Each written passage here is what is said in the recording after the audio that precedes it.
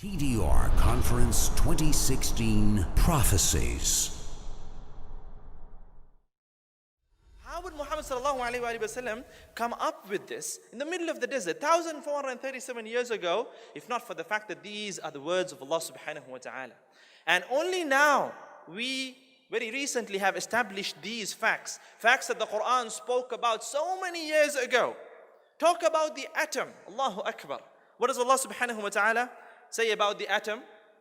Allah states in the noble Quran, إِنَّ اللَّهَ لَا يَظْلِمُ مِثْقَالَ ذَرَّةٍ إِنَّ اللَّهَ لَا يَظْلِمُ مِثْقَالَ ذَرَّةٍ. Surely Allah subhanahu wa ta'ala wrongs not even to the weight of an atom. On the day of Qiyamah, injustice will not be served by Allah subhanahu wa ta'ala even to the weight of a tiny atom. Okay? So we all know that an atom is a tiny, tiny thing. But Allah subhanahu wa ta'ala does not stop there. Allah Azza wa Jal highlights that on the day of Qiyamah, our deeds are going to be weighed upon an atomic scale.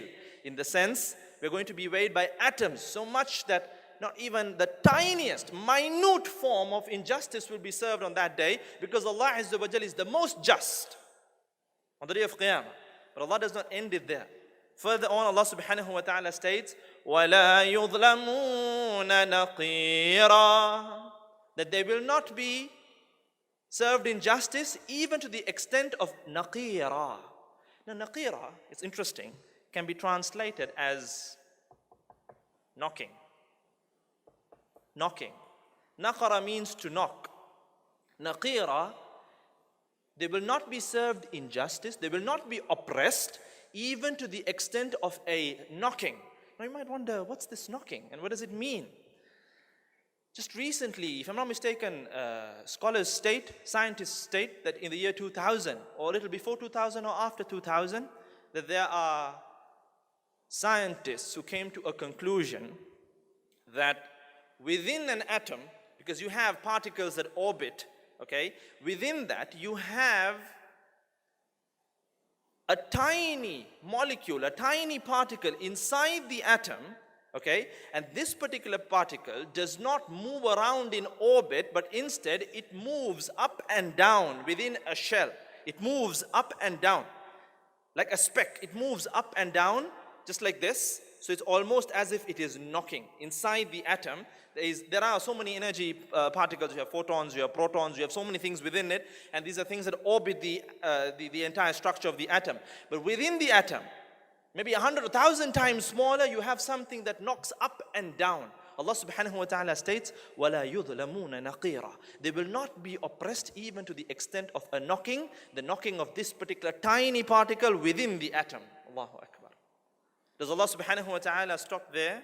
Further on in the same surah, Allah Azza wa Jal states, وَلَا يُظْلَمُونَ فَتِيلًا وَلَا يُظْلَمُونَ فَتِيلًا. They will not be oppressed even to the extent of a fatila. Now what is a fatila? Fatila is, you can translate fatila as a thread, a tiny thread. Now logically we understand that we went from atom to naqira, which can be translated as a quark. That is the tiny particle within the orbit that moves up and down in a knocking fashion. And now we have fatila, thread. There are scientists and people who are experts in this particular field who state that within a quark, you have threads of energy. Threads of energy. And they're like tiny threads that float around. And this is what Allah subhanahu wa ta'ala highlights in the noble Quran as fatila. Fatila is translated as a thread. You can translate it as the thread that you find on date stones, on the seeds of dates. But this, when you look at it from a point of physics, you understand it more better. And think about it.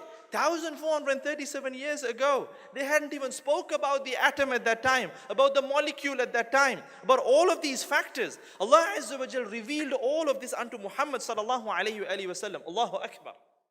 Donate now. Go to thedailyreminder.org/donate.